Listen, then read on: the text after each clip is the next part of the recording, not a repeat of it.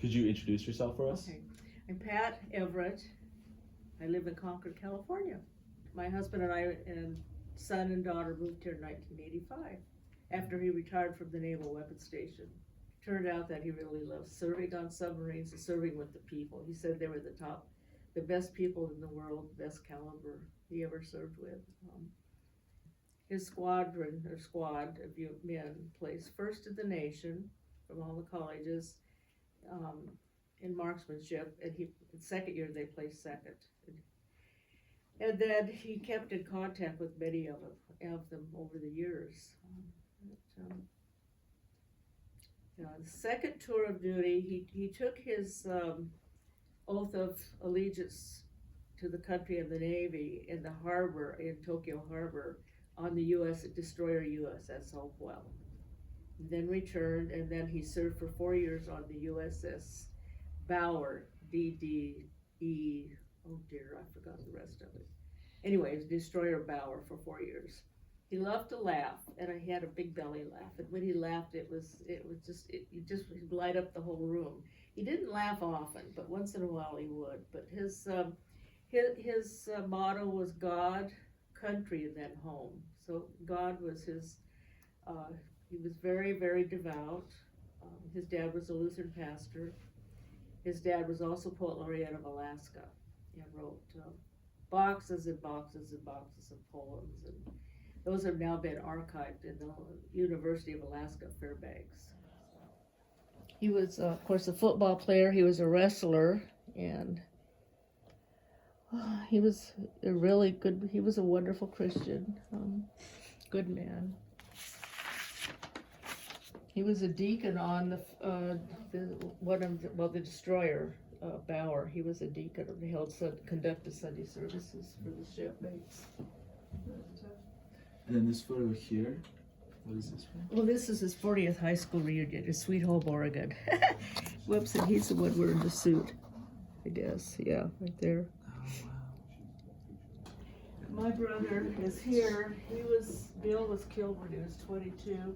Air Force, ROTC, forever 22. He was cadet of the year. He was supposed to win an award on Friday, Saturday night, and there were 5 cadets, Air Force cadets, in a plane, a Cessna 6-seater they rented, and they were killed the day before. Yeah, all 5 of them. In the 90s, well, for over 20 years, I collected non-perishable foods and items for Travis Air Force Base for those families who were traveling. And I would collect from 11 DAR chapters of Contra Costa County.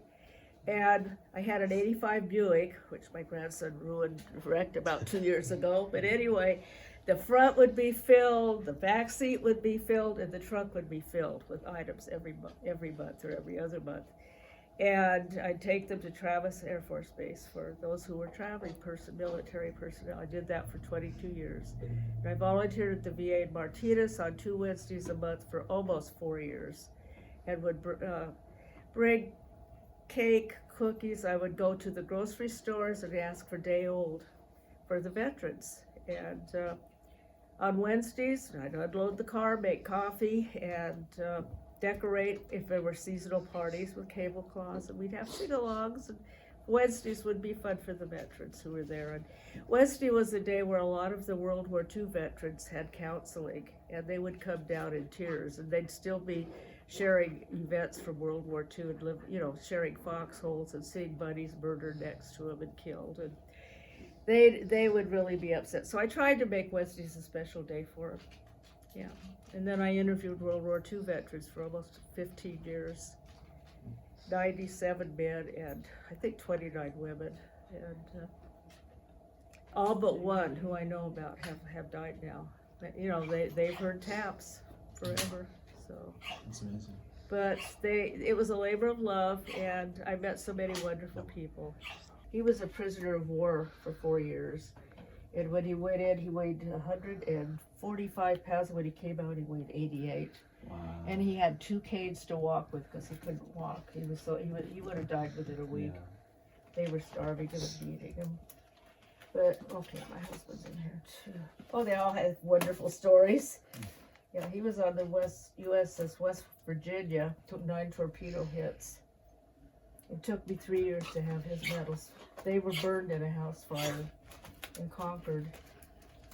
So what exactly did he do? Did he like sit with them, record the interviews? Yep, either here or there.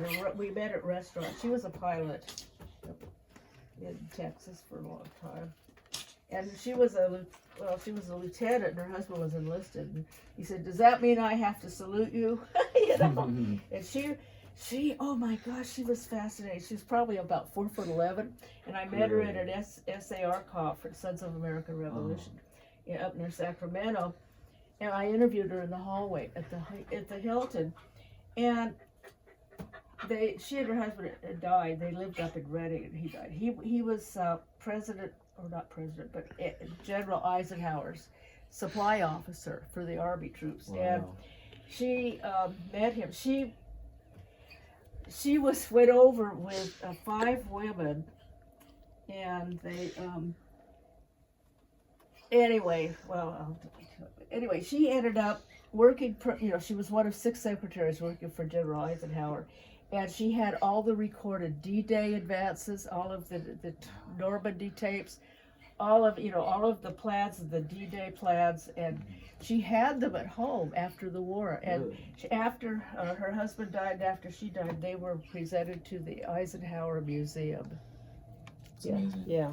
So all the D-Day tapes, the Normandy tapes, the invasion tapes, and her parents saw her on Movie Time News. They didn't know where she was because her job was classified, top secret. Oh, nice. Yeah. And they saw her on Movie Time News. He was my 98th interview. When he came back, he was owned a grocery store in Martinez, but he was a bombardier, and he was born in Italy, or southern Italy somewhere. And he was he had to bomb the village he grew up in. And when he came back to the United States, no one would talk to him. None of the relatives, none of the family because he bombed their hometown. Yeah. He dropped the bombs. And she saw his picture of one of these gentlemen in here. Who was he? Second one I interviewed. Where is he? Oh dear. Let's see. Well, I don't see him now. But anyway, she said, "Oh, I know him. He's family and them, but we haven't seen him in 60 years because they lost contact." And because of this interview, they reconnected with all their family from before the war, who came from Italy.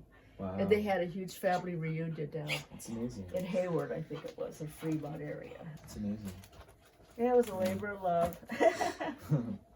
Alzheimer's is called the long goodbye, and it is. First, they lose parts of their mind, and they lose parts of the function, and things disappear, chores disappear, tasks disappear, talking disappears. Towards the end, he was unable to turn a coffee pot on and off. He was unable to turn a stove on and off. He couldn't remember how to brush his teeth. He couldn't remember how to insert his hearing aids towards the end. It's sad because you see someone and you know them when they're young and in the best of health, and then they just gradually disappear. They're still here, but they're not, and the mind goes and then eventually the body. And when he'd fall, he'd get up and fall, and I have to call 911, and then these young, nice, strong young men would come in and pick him up. He's fine, he doesn't want to go to the hospital, and he wouldn't, and I couldn't. He was 225 pounds, 6'1" or 2, and I couldn't help. But it's so sad to see someone you love and care for disappear day by day by day. And that's what Alzheimer's is. He loved the submarine force, and he always wore his submarine jacket year round, whether it was hot or cold or in between. And so he was in a box with a wave on it, cremated.